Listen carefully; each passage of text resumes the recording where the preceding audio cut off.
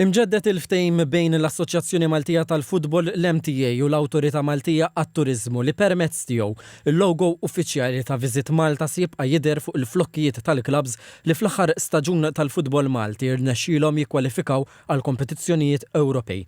Fil-ġimgħat li ġejjin iċ-Champions tal-Futbol Malti Floriana FC u dawk ta' Trophy Valletta FC flimkien ma' Marsaxlok FC u Hamrun Spartans se jikkompetu f'kompetizzjonijiet Ewropej. Waqt li t-tim ta' Luxor St Andrews Futsal Club se jikkompeti fil-UEFA Futsal Champions League. It-tim tan-nisa ta' Imġar United se jiddebutta fil-UEFA Women's Champions League. Barra minn hekk Valletta FC se jikkompetu fil-UEFA Youth League. F'konferenza tal-aħbarijiet ingħad li dawn it-timijiet se jbenefikaw minn fondi biex ikunu jistgħu jkopru spejjeż marbutin ma' dawn il-kompetizzjonijiet barra minn Malta.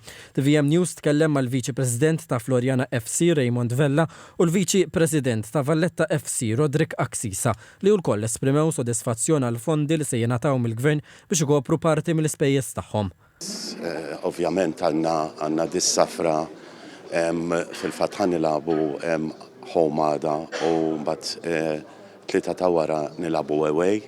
Ovvjament jinvolvu spejjeż kbar.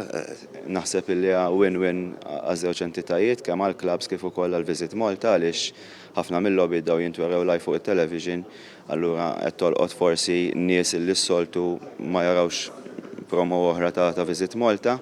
Mill-lat ta' klab ovvjament jgħinna ftit finanzjarjament minn ħafna spejjeż li jkollna ta' travel, alloġġjament u affarijiet simili. Il-kap eżekuttiv tal-Awtorità Maltija għat-Turiżmu Karlo Mikallef spjega l-ħtieġa ta' dan l-investiment fis-settur sportiv. Nagħtu għajnuna lill-isportivi Maltin, mhux biss fil-futbol bħal f'dan il-każ, però diversi atleti Maltin li jirrappreżentaw pajjiżna f'kompetizzjonijiet Ewropej qegħdin jingħataw l-għajnuna ta' sponsorship minn Visit Malta.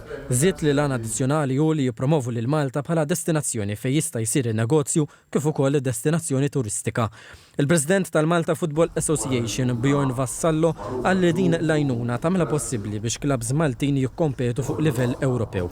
Qal ukoll li l-investiment qed ifisser li l-iktar sport popolari f'Malta qed ikompli jikber u jilħaq livelli ġodda.